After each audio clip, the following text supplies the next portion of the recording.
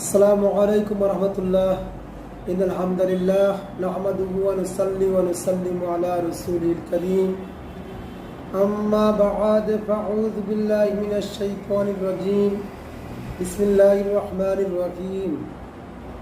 প্রিয় দর্শক, তিনটা জিনিস এমন রয়েছে যে তিনটা জিনিস যদি আমরা নিজের চরিত্রের মধ্যে ফিট করতে পারি তাহলে ইনশাল্লাহ আমরা একজন জান্নাতি মানুষ হয়ে যাব। মহান আল্লাহ তাআলা সূরাত আলী ইমরানের 133 নং আয়াতে বলেন, ওয়াসারিউ ইলা মাগফিরাতিম মির রাব্বিকুম, তোমরা তোমাদের রবের ক্ষমার দিকে দ্রুত অগ্রসর হও, দৌড়াও। কোন দিকে দৌড়াবো? কোন দিকে দৌড়াবেন? আমরা কোন দিকে দৌড়াচ্ছি? আর আল্লাহ আমাদেরকে কোন দিকে দৌড়াতে বলছেন, কোন দিকে অগ্রসর হতে বলছেন? আল্লাহ তাআলা আমাদেরকে বলছেন আল্লাহ তাআলার ক্ষমার দিকে দৌড়ানোর জন্য।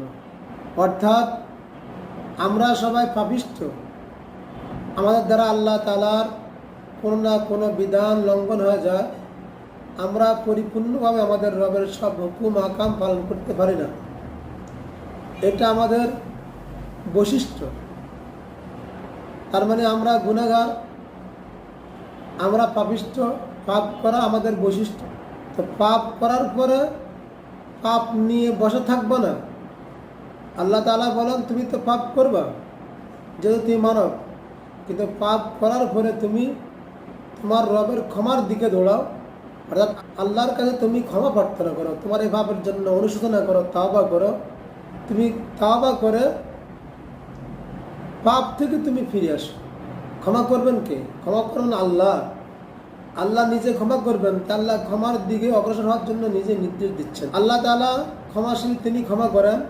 তবে 24 ঘন্টার মধ্যে আমাদের জন্য ক্ষমার একটা স্পেশাল সময় আল্লাহ নির্ধারণ করে দিয়েছেন, যে সময়টা অত্যন্ত গুরুত্বপূর্ণ। যে বান্দা তুমি সারাদিন অপরাধ করেছো, অন্যায় করেছো, বিধান লঙ্ঘন করেছো, তোমার জন্য একটা স্পেশাল সুযোগ, সেটা হলো সুলুসুল লাইল, রাতের তৃতীয়াংশে। রাতটাকে আপনি 3 ভাগ করেন। যদি মনে করেন রাত 12 ঘন্টা, 3 ভাগ করলে 3 × 4 = 12, এক এক ভাগে পড়ে 4 ঘন্টা। তৃতীয় অংশে বলতে গেলে প্রথম 2 ভাগ বাদ দিয়া তৃতীয় ভাগকে আপনি ধরতে হবে। প্রথম 2 ভাগ যদি হয় তাহলে 4 ঘন্টা 4 ঘন্টা 4 ঘন্টা 4 ঘন্টা হলো কয় ঘন্টা? 8 ঘন্টা। 6টার থেকে যদি মনে করেন ধরেন, তাহলে 7টা 8টা 9টা 10টা 11টা 12টা 1টা 2টা, অর্থাৎ রাত 2টার উপরে আল্লাহ তাআলা ক্ষমার জন্য একটা স্পেশাল সুযোগ রেখেছেন। আল্লাহ তাআলা বলেন, কানু কলিলাম মিনাল লাইলি মা ইয়াজাউন, আল্লাহর প্রেমিক বান্দারা, মুত্তাকি বান্দারা, ফরজগার বান্দারা, আল্লাহর গোলামরা রাত্রে সারা রাত ঘুমায় না। রাত্রের কিয়াদ অংশ, সামান্য অংশ ঘুমায়। আর শেষ রাত্রে সুবহ সাদেকের আগ পর্যন্ত এই সময়ের মধ্যে আল্লাহর গোলামরা উঠে আল্লাহর কাছে কান্নাকাটি করে, ক্ষমা প্রার্থনা করে। এটা আল্লাহ তাআলা আল্লাহর বান্দাদের একটা বৈশিষ্ট্য বলেছেন, যে শেষ রাত্রে ক্ষমা প্রার্থনা করা। আল্লাহ বলেছেন, সারিউ ইলা মাগফিরাতিম মির রাব্বিকুম, আল্লাহর ক্ষমার দিকে দৌড়াও, অগ্রসর হও। আবার আল্লাহ ক্ষমা করার ঘোষণা দিয়েছেন যে আল্লাহ গফুর রহিম, আল্লাহ ক্ষমাশীল। তবে রাতের শেষ অংশে এই সময়টা স্পেশাল সুযোগ।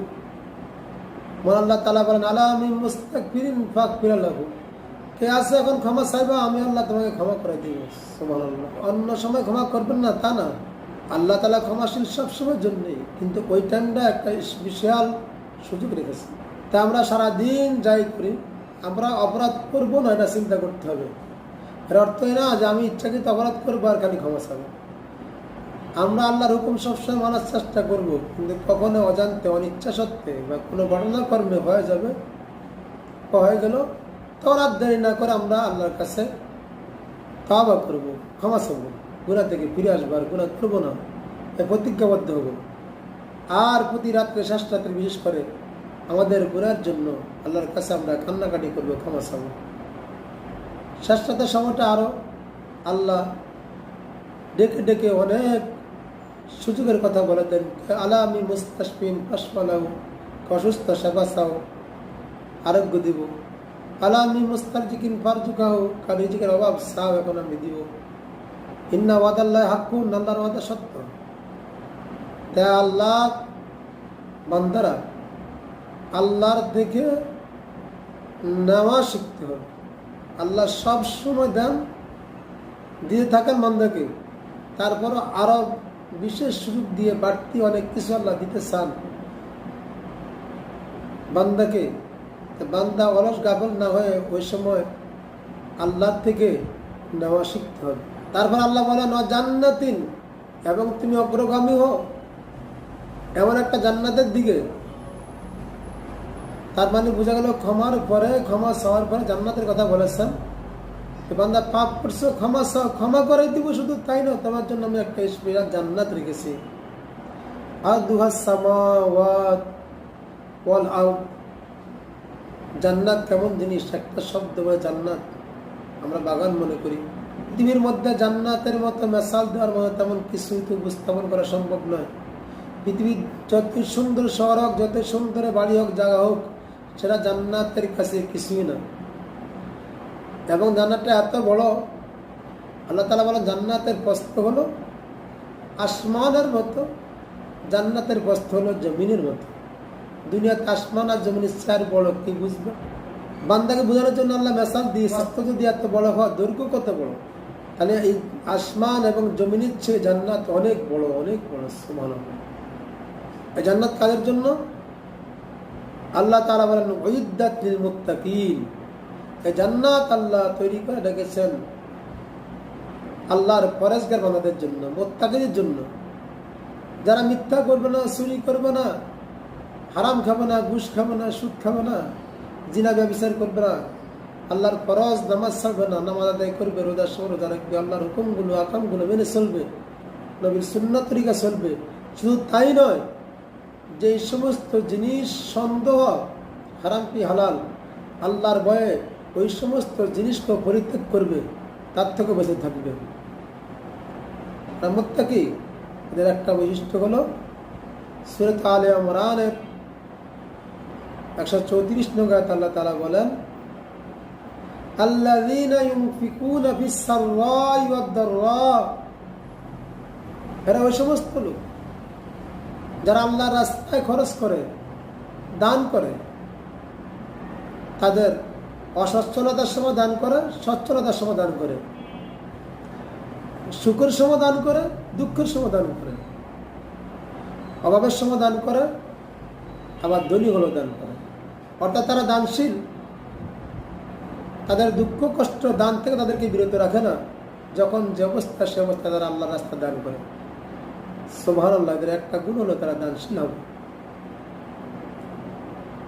দানশীল এমন মনে করেন যে দানশীলের গাছ হলো জান্নাত, আর শাখা পোশাকগুলো দুনিয়ার মধ্যে ছড়ে আছে।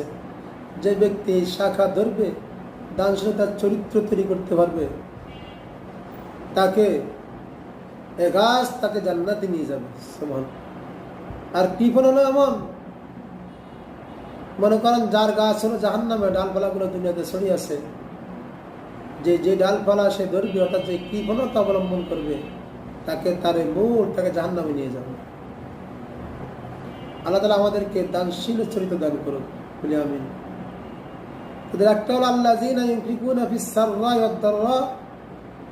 2 নম্বর তাদের একটা বৈশিষ্ট্য হলো আল কাযিমিনাল গাইজ, তারা রাগকে হজম করবে। রাগ এমন জিনিস, অনেক সময় ভালো ভালো লোক রাগ, অনেক সময় ভালো ভালো লোক যারা সহজে কোনো অপরাধ করেন না, কিন্তু রাগ চলে আসলে, রাগ উঠে গেলে, রাগকে নিয়ন্ত্রণ না করতে পারলে তার দ্বারা অনেক বড় ভুল হয়ে যায়, সংসার ভেঙে যায়, হট্টগোল হয়ে যায়, মানুষ এমনকি মার্ডার হয়ে যায়, এতে মানুষের চরিত্র নষ্ট হয়ে যায়।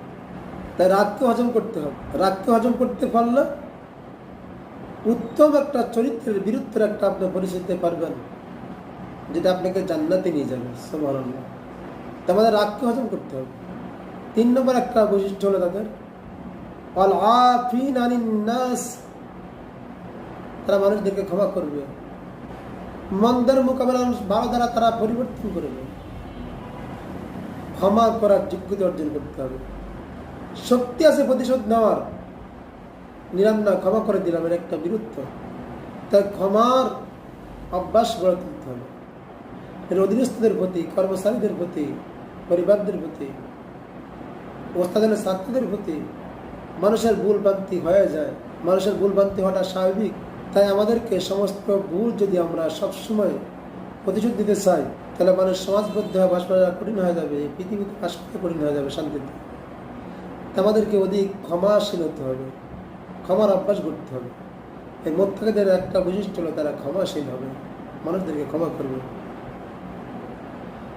এই তিনটা বৈশিষ্ট্য, একটা হলো দুঃখের সুখ আল্লাহ রাস্তায় খরচ করা। একটা কথা খেয়াল রাখতে হবে আমাদেরকে, আমরা যে খরচ করার কথা বলি বা খরচ করব, সম্পদটা হালাল হতে হবে। আল্লাহ পবিত্র জিনিস গ্রহণ করেন, হারাম সম্পদ গ্রহণযোগ্য নয়। বরং সে কেউ হারাম সম্পদ দান করি দোয়ার আশা করতে পারবেন না, আবার কেউ হারাম সম্পদ নিয়ে জেনে শুনে দোয়া করতে পারবে না। হারামের দ্বারা আপনি কোনো কিছুই আশা করতে পারবেন না যার ফল ভালো হবে। এদের শাস্তি, আযাব এবং জীবন বিনষ্ট ছাড়া কিছু আশা করা যায় না। তাই আমরা দান করবো কমও, কিন্তু সেটা যেন হালাল হতে হবে। আর একটা গুণ যে বললাম, রাগকে হজম করতে হবে। 3 নম্বর হলো ক্ষমাশীল হতে হবে, ক্ষমা করা শিখতে হবে। আমরা ইনশাআল্লাহ যদি কমসে কম 3টা গুণ অর্জন করতে পারি, ইসলামের সব হুকুম মানতে হবে, বিশেষ করে 3টা গুণ আমরা সাথে অর্জন করতে পারলে আমরা ইনশাআল্লাহ মুত্তাকিদের পরিচালনা করতে পারবো। আর আমাদের জন্য আল্লাহ তাআলা বিশাল জান্নাতের সুসংবাদ দিয়েছেন। আল্লাহ তাআলা আমাদেরকে আল্লাহ তাআলার এই নির্দেশগুলো পরিপূর্ণ মেনে চলার তৌফিক দান করুক। আল্লাহর ক্ষমার এবং জান্নাতের দিকে অগ্রগামী হওয়ার এবং মানুষকে দান করার, রাগকে হজম করার এবং ক্ষমাশীল চরিত্র গঠন করার আল্লাহ আমাদেরকে তৌফিক দান করুক। আমিন।